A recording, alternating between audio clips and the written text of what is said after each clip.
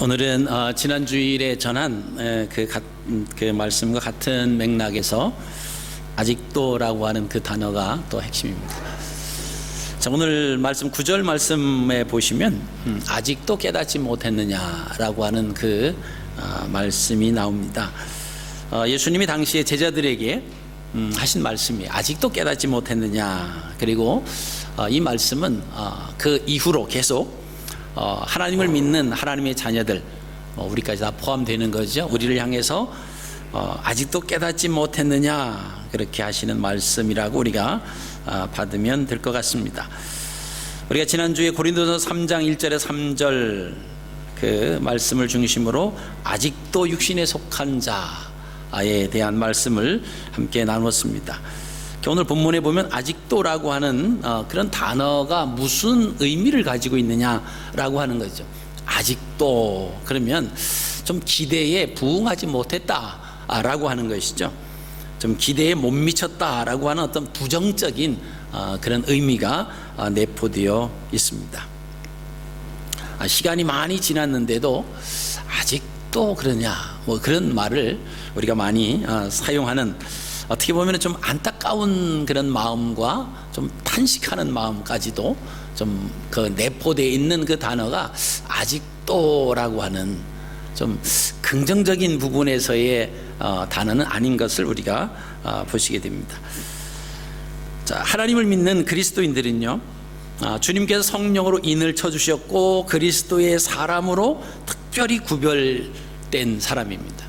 거룩이다라고 하는 말도 역시 구별됐다라고 하는 의미가 포함이 되어 있습니다. 그런데 그럼에도 불구하고 그리스도인답게 살지 못하고 선택받지 못한 비그리스도인들처럼 살아가고 있다라고 하는 이제 그런 생각, 같은 삶을 산다면 주님께서 제자들에게 말씀하신 것처럼 우리들에게도 아직도 그렇게 사느냐, 아직도 깨닫지 못했느냐, 아마 그런 말씀을 하실 수 있다라고 하는 것입니다. 자, 사람이 이 땅에 태어나면 시간이 지남에 따라서 성장합니다. 자라나요. 그래서 인격도 성숙된 인격을 소유하며 점점 이제 이렇게 커갑니다. 그래서 한 육체를 보면은 이제 태어나서 점점 이제 우유를 먹다가 이유식을 먹고 또 밥을 먹고 고기도 먹고 그렇게 자라서 이제 유치원에 들어가죠. 그리고는 이제 또 그 초등학교를 들어가고 이제 중학교, 고등학교, 대학교, 또 취직을 하고 결혼을 하고 또 가정을 꾸리고 자녀를 낳고, 이게 어떻게 보면은 계속 이렇게 성장해가는, 자라나는 그런 삶의 모습인 것을 우리가 볼 수가 있습니다. 자, 이렇다라고 하면 우리 신앙생활도 마찬가지죠. 시간이 지나면서 따라서 계속 성장하고 변하는 것은 사실은 당연하다라고 하는 겁니다. 그래서 그리스도인들은 육을 위해서는 밥을 먹지만은 영을 위해서는 말씀을 먹는 겁니다.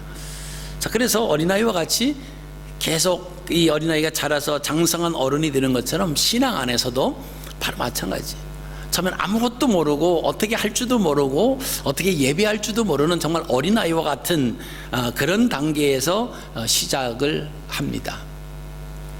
그래서 시간이 지나면서 하나님 앞에 예배는 어떻게 드려야 되는지, 또 기도는 어떻게 해야 되는지, 하나님 말씀대로 어떻게 살아가야 되는지, 그리고 그 사랑을 가지고 다른 이들을 어떻게 섬기고 나누고 그렇게 살아가야 되는지, 이것을 점점 알아가며 또 이게 성장해가는, 그게 이제 신앙의 성숙되는 과정이다, 우리가 그렇게 보실 수가 있습니다.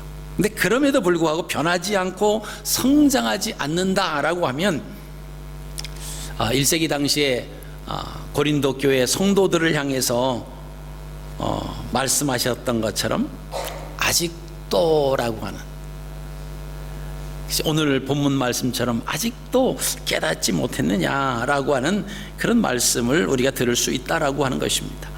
자, 아직도 육신에 속한 자라고 하는 것은 성숙되지 못한 것에 대한, 장성하지 못한 것에 대한, 변하지 않은 것에 대한 안타까운 그런 표현이라고 볼 수가 있습니다. 자, 믿는 자들은 성령의 사람입니다. 신령한 자들은 신령한 자다, 하나님을 믿는 자다라고 하는 그런 말들을 들어야 돼요. 그래서 저 사람은 하나님을 믿는 정말 신실한 사람이에요. 저 사람 말은 저렇게 말하는 것을 보면 저 사람의 말은 거짓이 없어. 저 사람은 진실된 사람이다. 이런 말을 사실 우리가 들어야 된다는 거예요.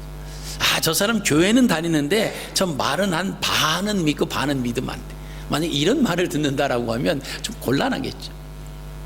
자, 여러분들은 세상 속에서, 사회 속에서 여러분과 함께 지내는 다른 사람들로부터 어떠한 평가를 받고 있느냐라고 하는, 내가 한 말 하면 저 사람 말은 믿을 만하다, 적어도 저 사람은 거짓말을 하는 사람은 아니다. 여러분, 누가 들으면 거짓말 같은 얘기를 하는데 사람들이 저 사람은 적어도 거짓말하는 사람은 아니야. 왜냐하면 저 사람은 하나님을 믿는 사람이다. 여러분, 이런 말을 우리가 듣는다라고 하면 믿음 안에서 성숙한 사람. 근데 그래, 저 사람 뭐 교회는 나간다고 하는데 그냥 안 나가는 사람보다도 더 신의가 없어. 안 나가는 사람보다 더 못해. 삶은 그냥 교회는 나간다 뿐이지. 만약 그런 이야기를 듣는다라고 하면 주님으로부터 책망을 받겠죠. 자, 오늘 본문 9절 말씀에는요, 예수님이 제자들에게 하신 말씀이에요. 아직도 깨닫지 못하느냐. 자, 그러면 이 말씀을 언제 그 말씀을 하셨냐라고 하는 것을 우리가 좀 생각해 볼 필요가 있습니다. 예수님이 제자들에게 이 말씀을 하신 때는 예수님의 공생의 기간 중에서 유월절을 맞이한 그런 시기입니다. 예수님의 순환을 앞두고 예수님의 입장에서 제자들을 바라보시면서 안타까운 마음으로 이 표현을 하셨어요. 자, 예수님과 예수님의 제자들은 흔히 말하는 도제 교육에 같이 먹고 같이 자고 같이 생활하는 교육 중에서 이런 도제 교육이 제일 좋다고 그러지 않습니까? 생활을 같이 하는 거예요. 근데 예수님과 예수님의 제자들은 그런 합숙 훈련을 한 거예요. 그 시간이 어느 정도 지났음에도 불구하고 예수님이 그 제자들을 바라볼 때 그들에게 하신 말씀이 아직도 깨닫지 못했느냐. 오늘 본문 마태복음 16장 5절에서 12절 말씀을 보시면요, 예수님께서 제자들에게 바리새인과 사두개인들의 누룩에 관한 경고의 메시지를 하십니다. 근데 제자들은 예수님이 그렇게 하신 말씀을 이해를 하지 못했습니다. 다시 말하면 제자들이 그만큼 그들의 신앙이 성장하지 못했다라고 하는 것입니다. 자, 예수님이 제자들에게 첫 번째 한 교훈이 뭡니까? 6절 말씀에 삼가 바리새인들과 사두개인들의 누룩을 주의하라. 여기 삼가 주의하라 이렇게 명령형으로 사용을 했습니다.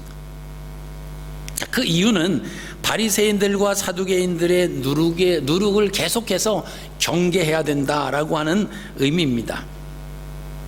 그 바리새인들과 사두개인들의 그 누룩은요, 2000년 전이나 지금이나 우리가 예수 그리스도를 믿는 하나님의 자녀들이 경계해야 할 내용입니다. 자, 그렇게 예수님 말씀하시니까 제자들이 뭐라고 대답을 하나, 반응을 하나 한번 보십시오. 자, 예수님으로부터 그 교훈의 말씀을 들은 제자들이 뭐라고 생각을 하냐면 제자들이 빵을 생각했습니다. 자, 삼가 바리새인들과 사두개인들의 누룩을 주의하라, 이 말씀을 듣고는 제자들이 생각해낸 것이 빵을 생각합니다.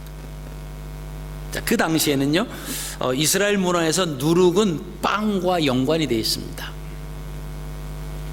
당시 빵 조각으로 누룩을 만들었어요. 그래서 오병이어 사건에서 남은 빵 조각을 12바구니에 차게 거뒀죠. 또 7병 235죠. 한 두어 마리라고 했으니까 그 사건에서도 남은 빵 조각을 7광주리에 모아서 담은 것도 이와 같은 뜻에 있다. 남은 빵 조각으로 누룩을 만들기 위해서다라고 하는. 그래서 제자들은 예수님이 하신 말씀을 이해하지 못했습니다. 다른 생각을 하고 있었어요. 그래서 제자들은 누룩과 빵을 연결시키면서 계속 예수님이 하신 말씀을 이해를 했습니다. 예수님이 이렇게 말씀하시는 것은 빵을 가지고 오지 않았기 때문에 이거 어쩌지? 그러니까 근심했어.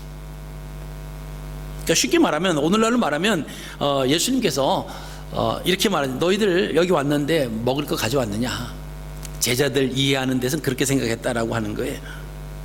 제자들이 서로 의논하여 이르되 우리가 떡을 가져오지 아니하였도다. 그죠? 그러니까 예수님이 하시는 말씀이 이 믿음이 작은 자들이라고 하십니다.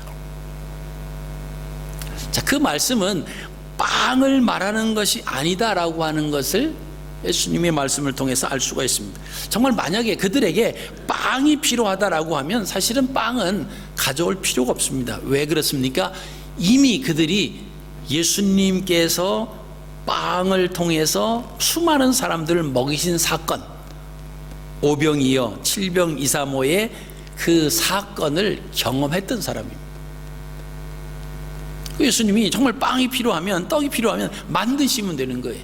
축사하시고 그렇게 해서 그 무리들에게 또 제자들과 함께 드시면 됩니다. 예수님이 하신 말씀은 빵의 문제가 아니다라고 하는 것입니다. 예수님이 그렇게 말씀하시고, 예수님께서 아시고 이르시되 믿음이 작은 자들아 어찌 떡이 없으므로 서로 논의하느냐. 자, 작은 믿음, 다시 말하면 하나님에 대해서 지식 부족이에요. 다시 말하면 말씀을 올바로 알지 못했을 때 나타나는 현상을 가리켜서 믿음이 작은 자들아, 그렇게 표현을 하셨다라고 하는 겁니다.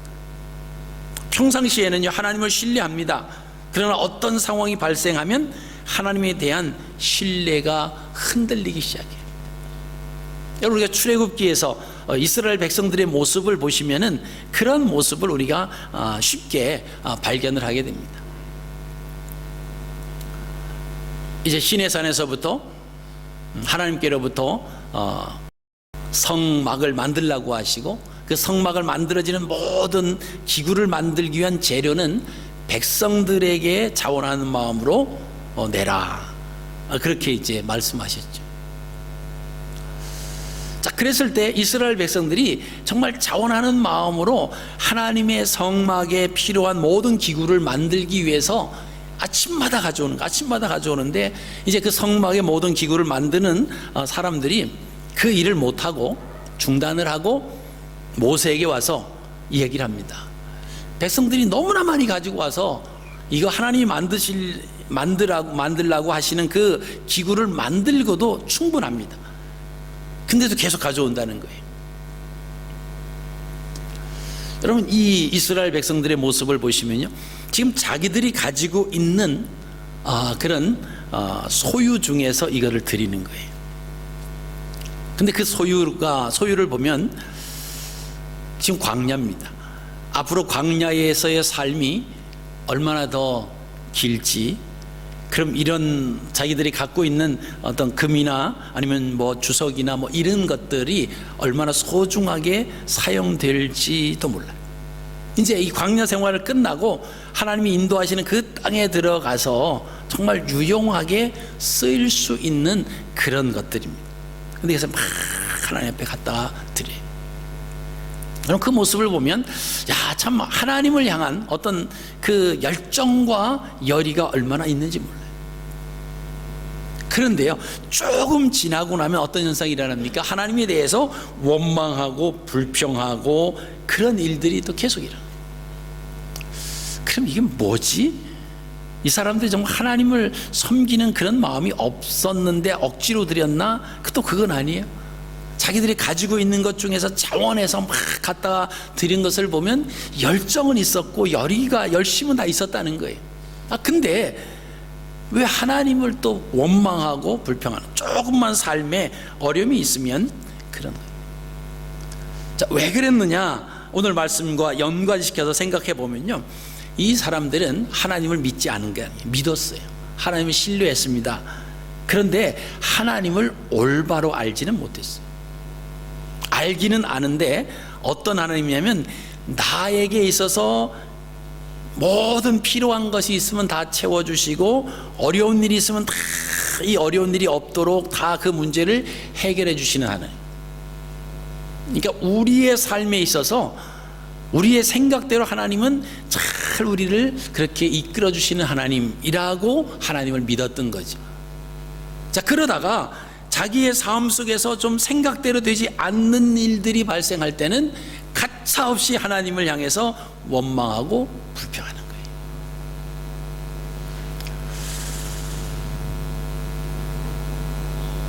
그것은 하나님을 바로 알지 못하기 때문에 그렇습니다. 여러분, 오늘날 우리 주변에도 하나님을 바로 깨닫지 못한 교인들이 변덕을 부릴 때가 있잖아요. 그죠? 정말 하나님 잘 믿는 것처럼 하다가 정말 하나님 안 믿는 것처럼 그런 사람들이 있을 수 있어요, 우리 주변에. 우리가 이해를 해야 돼요. 이유는 뭐예요? 하나님을 올바로 알지 못하고 믿는 거예요. 그러니까 내 마음대로 되는데 내 마음에 안 들다 보니까 이제 변덕이 나오는 거예요. 그래서 원망하고 불평하고 막 사람들을 원망하고 같이 이런 거의 원인이 뭐냐? 하나님을 안 믿는 건 아니야. 안 믿긴 믿는데 신뢰를 하는데 누구 마음대로? 내 마음대로 내 사고에 갇혀져서 하나님을 믿다 보니까 신앙이 내 마음대로예요. 여러분, 이게 이미 이스라엘 백성들이 출애굽 사건 때부터 성경에는 이미 기록을 해놓은 거예요. 아, 이런 모습이 오늘날에 우리가 그런 모습이 일어나지 않기 위해서는 어떻게 해야 됩니까? 하나님을 말씀으로 올바로 바로 알아야 돼요. 바로 알지 못하니까 우리의 생각에 이끌려서 살아갈 때가 참 많다라고 하는 것입니다.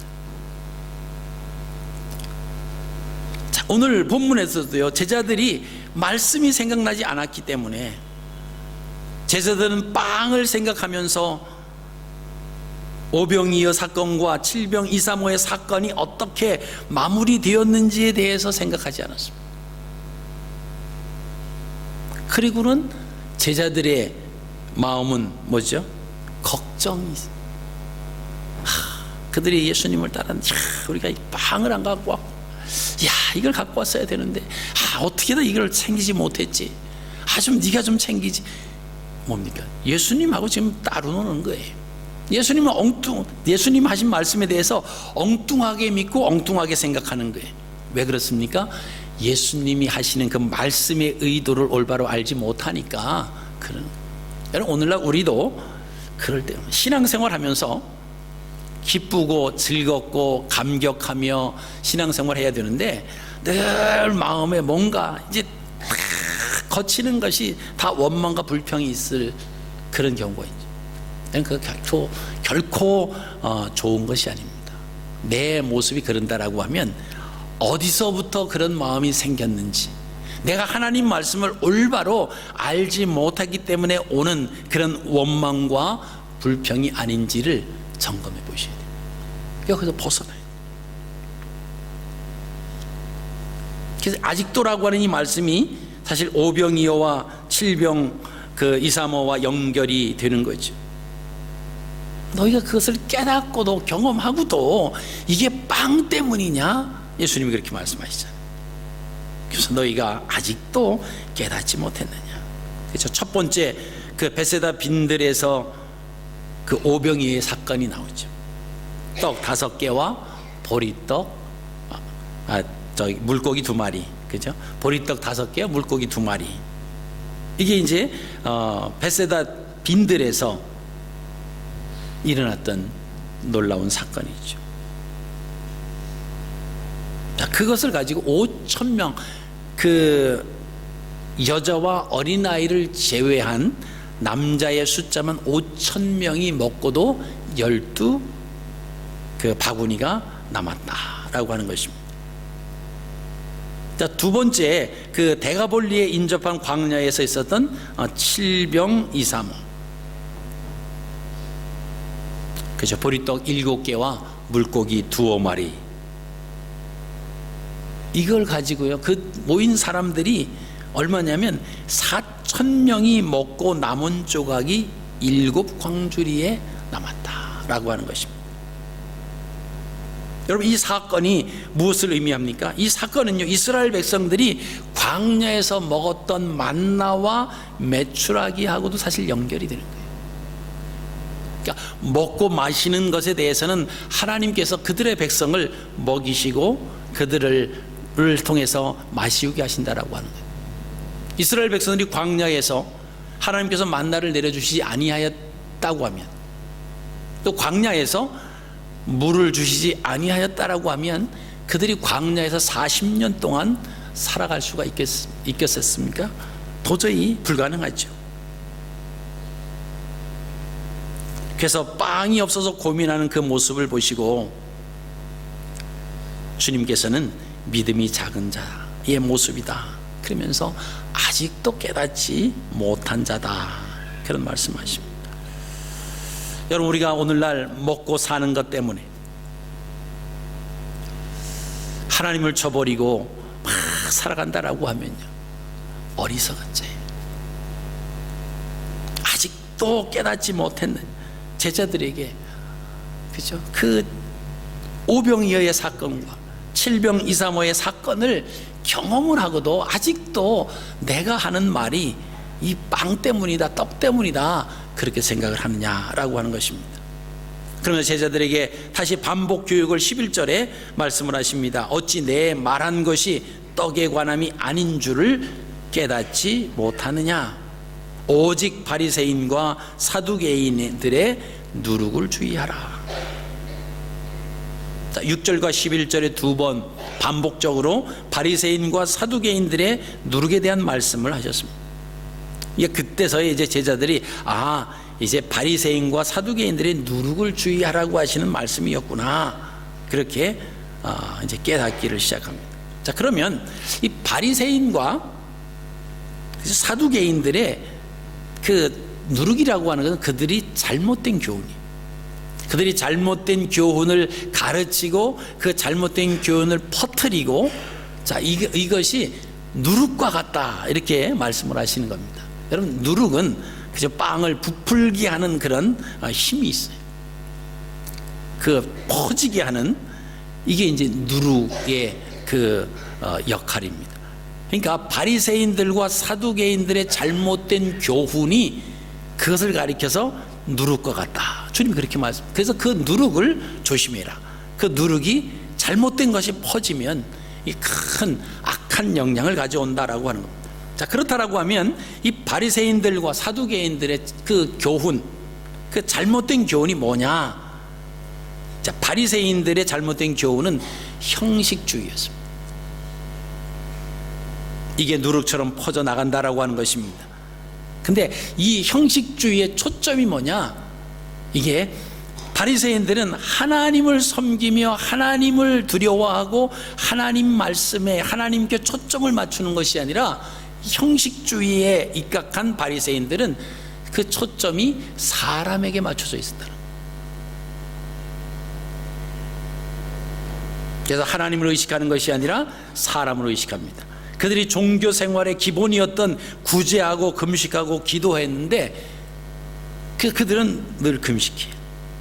일주일에 2번씩 금식하고 구제하고 하루에 3-4번씩 시간을 정해놓고 매일같이 매 시간마다 시간을 정해놓고 그때마다 기도하는, 여러분 얼마나 아주 규칙적이고 얼마나 정확한 그 신앙 안에서 살아가려고 하는 그런 사람의 모습입니까? 그런데 문제는 이 사람들이 이게 형식주의인데 하나님을 의식하는 것이 아니라 사람을 의식한다라고 하는 겁니다. 그런데 금식하고 구제하고 기도하는데 누구를 위해서 하느냐? 사람을 의식하는 거예요. 저 사람은 기도하는 사람이고, 저 사람은 구제하는 사람이고, 저 사람은 금식하는 사람이고. 그래서 금식할 때는 아주 꾀세세하게 그렇게 하는 거예요. 그리고 왜 이렇게 어디 아프세요? 병이 있어요? 아니, 내가 금식하냐고. 그러면 대단하다. 누구예요? 사람이에요. 그래서 주님께서 뭐라고 하죠? 너희는 금식할 때 머리에 기름을 바르고 다른 사람에게 보이려고 하지 말아라 라고 하는 말씀이 바로 거기에서 온 거예요.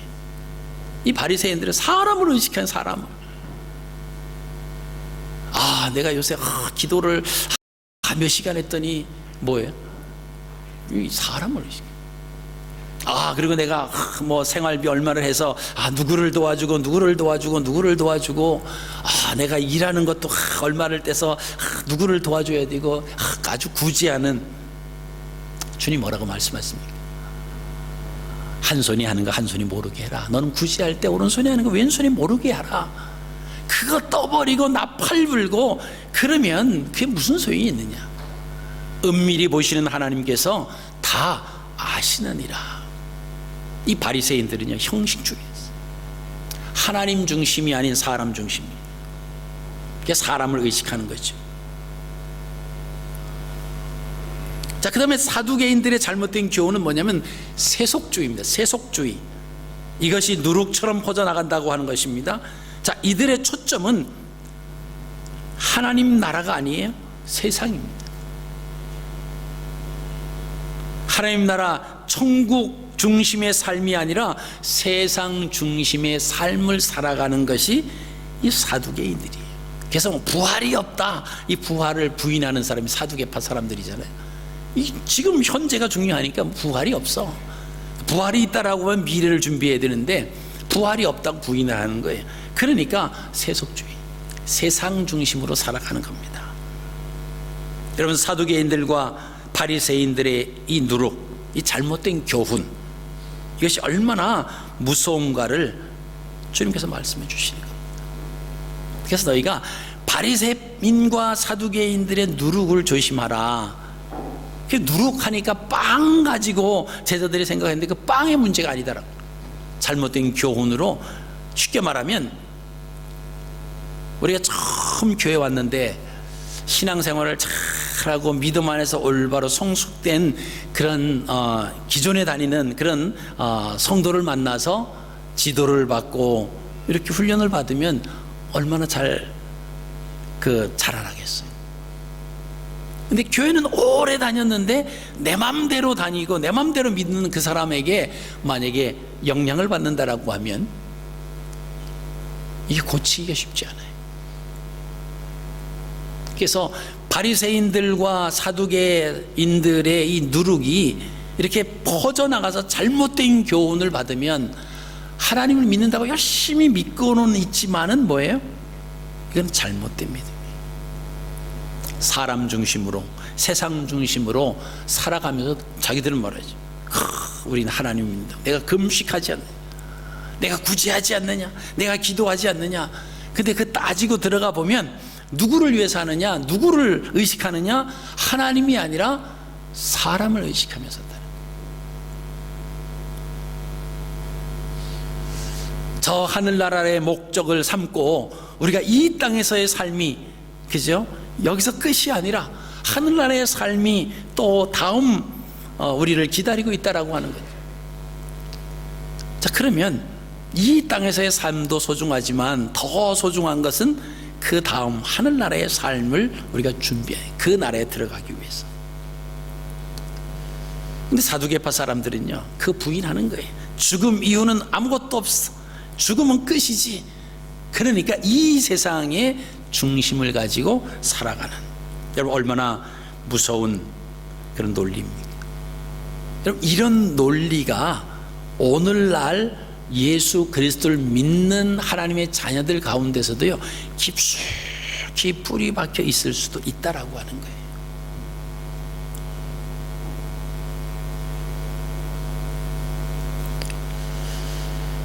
이 사람들의 잘못된 교훈은요, 그 유대인들은 미드라시라고 하는 그런 게 있었는데, 구약 율법을 재해석해 놓은 것이 이제 미드라시라고 하는 겁니다.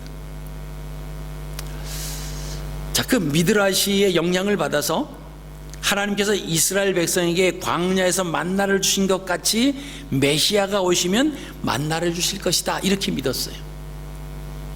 그러니까 먹을 것, 하나님은 이스라엘 백성들에게 먹을 것 주신 것처럼 그 메시아가 이 땅에 오시면 그 먹을 양식을 주실 것이다. 자, 그렇지만요, 그들이 광야에서 주님께서 만나를 주셨잖아요. 그죠? 그 만나와 같은 빵을 주시지 않습니까? 그것을 보고도 예수님을 메시아로 받아들이지 않는 거예요. 그러니까 이들이 가지고 있는 어떤 지식은 그냥 지식으로 멈추는 거예요. 삶 가운데 그것이 적용되느냐, 눈으로 보고도 이것을 연결을 시키지 못하니까 이게 이제 말씀을 모르는 거예요. 여러분, 우리가 수십 년 동안 교회를 다니지만 그 하나님 말씀과 내 삶과 연결을 시키지 못하면요, 우리의 삶은 늘 근심과 걱정과 불만과 불평, 원망으로 가득 차 있을 겁니다. 왜요? 되어지는 모든 일들의 주체가 내 자신이 돼야 되다 보니까 다 힘든 거예요. 뭐 하나 마음대로 되어지는 게 없어. 그러니까 짜증이 나고, 그죠? 원망스럽고, 다른 사람들이 원망스럽고, 다 불만이 터져 나오고. 여러분, 이런 모습들이 왜 그냐? 바로 우리가 하나님의 말씀을 바로 알지 못하고 교회 다니니까 이런 현상들이 일어나는 겁니다. 여러분, 2000년 전에 바리새인들의 형식주의, 사두개인들의 세속주의가 오늘도 우리가 거기에 빠져들기 쉽다라고 하는 거예요. 말씀드린 것처럼 형식주의는 하나님보다 사람을 더 의식하는 거예요. 그러니까 뭐죠? 체면, 의리, 학연, 지연, 혈연, 여기에서 벗어나지 못하는 거예요. 아, 내가 정말 친한 친구가 오늘 자녀가 결혼하는데, 주일날 하니까 나는 오늘은 그 친한 친구이기 때문에, 친척이기 때문에 빠질 수, 하나님 앞에 예배드리는 것은 어쩔 수 없다. 혈연에 묶여 있는 거예요.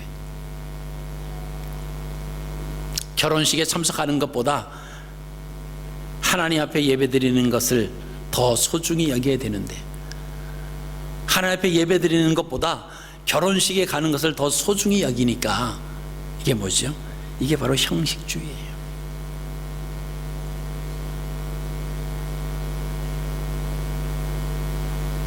자, 세속주의는 뭡니까? 하나님보다 세상을 더 사랑하는 거예요. 명예와 출세와 승진과 돈과 유행과, 이게 이제 세상을 사랑하는 거예요. 여러분, 이런 모습들이 우리 안에 얼마나 깊숙이 파고들어 있느냐라고 하는 것을 점검해 보셔야만 됩니다.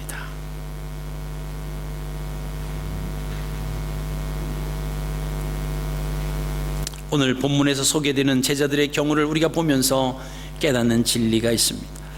우리도 말씀을 바로 이해하지 못하면 다른 말씀, 삶을 산다는 것은 어불성설이다라고 하는 것이에요. 말씀에 대한 바른 이해가 있어야 됩니다.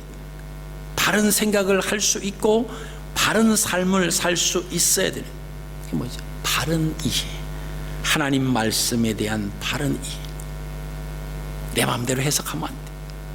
내 생각대로 신앙생활하면 안 된다라고 하는 겁니다.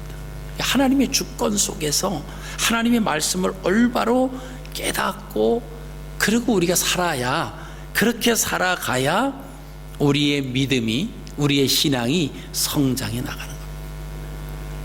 여러분, 어린아이들을 키울 때 부모님들이 계속해서 자꾸 이제 어린아이가 막 그렇게 줄다리기 하고 자꾸 싸우고 그러는 것 중에 하나가 뭡니까? 음식 문제예요.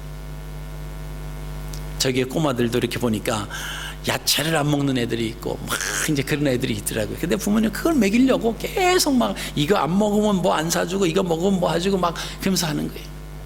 왜 그럴까요? 영양분을 골고루 섭취해야 건강하게 자라나기 때문에 그런 거예요. 만약에 그 아이가 먹고 싶은 대로 그냥 내비둬라, 그러면 편식주의자가 돼. 그럼 이제 성장해 가는 과정에서 분명히 건강에 대한 문제가 발생합니다. 이 부모들이 이것을 알기 때문에 아이들과 그렇게 줄다리기를 하는 거예요. 때로는 혼내주기도 하고, 때로는 뭐 윽박지르기도 하고, 때로는 달래보기도 하고, 때로는 상도 주고 막 그러면서 자꾸 왜 그러죠? 정상적으로 골고루 섭취해서 올바른 온전한 건강을 유지하는 그런 사람이 되기 위해서 그러는 겁니다. 우리가 신앙도 마찬가지.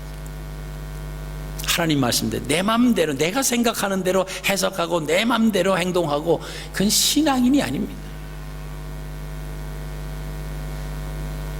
그것은 세상 속에 어떠한 단체 속에서도 가서 내 마음대로 안 된다고 막 그러면요, 어떠한 단체에도 들어갈 수가 없어, 소속될 수가 없습니다.